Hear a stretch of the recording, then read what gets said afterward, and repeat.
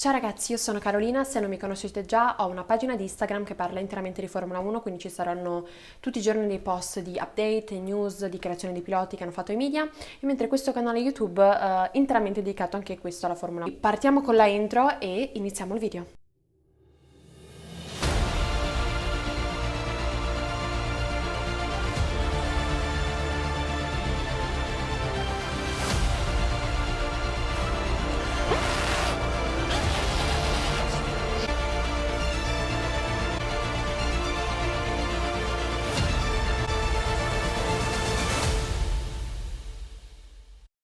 Questo video per me è un video molto speciale, in ricordo e in onore soprattutto di una leggenda che ha scritto la storia della Formula 1, e sto parlando appunto di Ayrton Senna. Io spero con tutto il cuore di trasmettervi la mia passione, la mia ammirazione che ho per questo pilota che ci ha fatto divertire, ha fatto delle gare pazzesche, delle performance pazzesche, ma soprattutto un essere umano fuori dal circuito molto molto speciale. Non ho scelto delle curiosità che magari in tanti conoscono, quindi non vi parlerò di Monte Carlo e Interlago, che sono praticamente emblematiche, rimangono impresse nei nostri ricordi per sempre, ma sono andata a cercare qualcosa di magari inedito per alcuni, o alcuni magari lo conosceranno già, ma quindi bando alle ciance, andiamo alla prima curiosità su Ayrton Senna.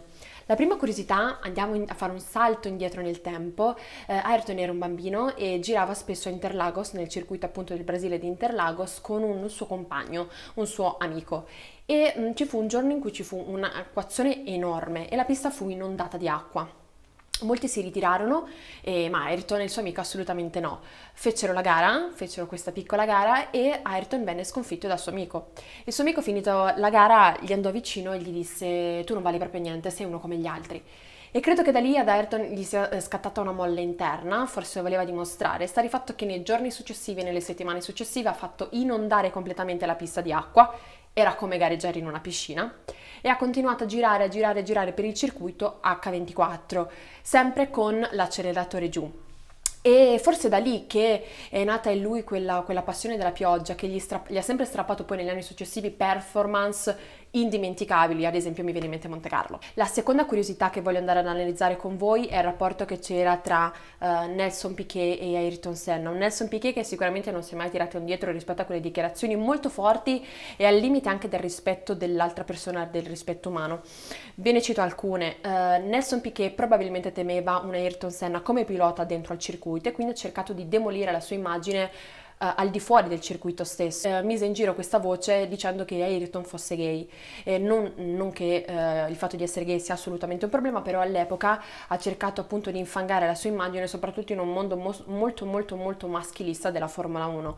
E Ayrton Senna rispose a un giornalista che gli andò appunto vicino e gli chiese: ma tu sei davvero gay? E lui gli rispose con un pugno in faccia, direttamente così. Questa mossa di Nelson Piquet fu vista in malo modo da diverse persone, da molte persone dentro il circuito, ma le sue dichiarazioni molto forti non finirono qui, perché quando ci fu il funerale dello stesso brasiliano e lui non si presentò, e gli venne chiesto: ma tra te e Senna qual è il migliore? Chi dei due ha la meglio? La differenza tra me e Senna è che lui è morto e io sono vivo. Quindi sicuramente un Nelson Piquet. Si è parlato tanto di Alain Prost e Ayrton Senna, ma Ayrton Senna era stato attaccato molte volte a livello anche di media e a livello umano da Nelson Piquet. La terza curiosità che vi voglio raccontare è sul tracciato di Imola, perché proprio nel 1989 Gerhard Berger, che tra l'altro è un amico di Ayrton Senna, fece un incidente molto pesante, prese fuoco la vettura e nella stessa curva del Tamburello. E appunto Senna era un amico di Berger, e Senna ha sempre preso a cuore la sicurezza dei piloti, una sicurezza che non veniva molto presa in considerazione invece dalla federazione, proprio perché in quegli anni si guardava più all'aspetto dello show, dello spettacolo che la Formula 1 creava a quei tempi. E quindi Senna andò con Berger nella stessa curva lì del Tamburello, e i due guardarono intorno per cercare di capire cosa potevano fare, che passi in avanti potevano fare per garantire una sicurezza maggiore ai piloti. E proprio in quel punto capirono che c'era poco da fare a causa del fiume che c'è dietro a quella curva, e Senna non sapeva all'epoca che in realtà nel 1994, proprio in quell'esatto punto, andrà a perdere la vita. e quindi per fortuna negli anni successivi sono state fatte delle modifiche per quanto riguarda la sicurezza, una delle quali è stata collegare le due ruote davanti con dei cavetti in modo tale che non partissero le ruote in maniera molto evidente come era successo in gara 1 o in gara 2, non mi ricordo, nello stesso Imola, lo stesso weekend dove è morto Ayrton Senna, che c'era stato un tamponamento, una ruota era partita e era andata a colpire il pubblico, o che succedesse come è successo a Senna, che un braccetto uscisse dalla ruota e andasse a perforare direttamente il cranio del pilota brasiliano. Quindi dei passi in avanti sono stati fatti, ma Senna, la cosa assurda è che Senna in quel momento non sapeva che nello stesso momento lui avrebbe perso la vita, non 4 anni dopo, ma nel 1994. La quarta curiosità che vi voglio raccontare, probabilmente questa la conoscete già perché dopo la morte di Ayrton Senna ha avuto davvero spazio sui giornali, sui media e ne hanno parlato davvero tante persone, ma comunque è l'aspetto della beneficenza che lui faceva. Quindi andiamo a vedere un pochettino il lato umano di Ayrton Senna. Un Ayrton Senna che è brasiliano, un pilota brasiliano, nato da una famiglia benestante, quindi lui per fortuna è stato uno dei pochi forse consapevole della doppia faccia della medaglia che aveva il suo stesso Brasile, quindi povertà e ricchezza che vivevano nello stesso territorio.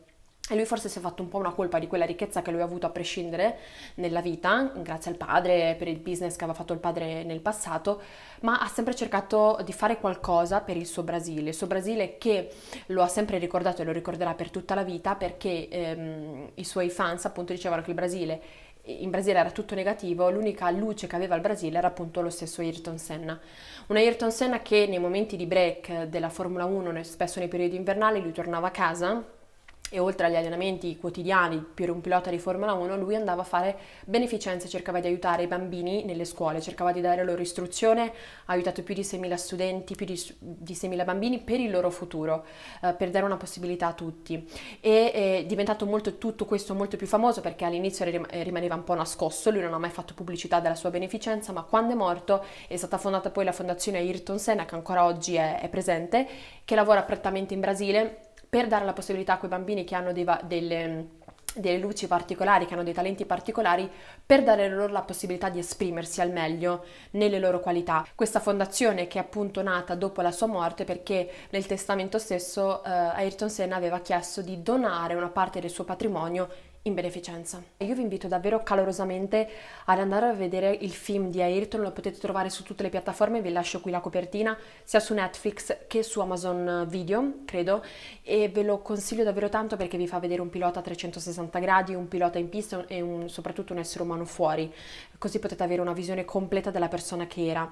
E io vi ringrazio per aver visto questo video, iscrivetevi al canale, lasciate un pollice in su se questo video vi è piaciuto, ma soprattutto sono curiosa di vedere nei vostri commenti, se vi va di lasciarli, il ricordo che voi avete di Ayrton Senna. Scrivetemelo qui sotto che io vi risponderò. Vi ringrazio e ci vediamo al prossimo video sabato prossimo. Ciao ragazzi!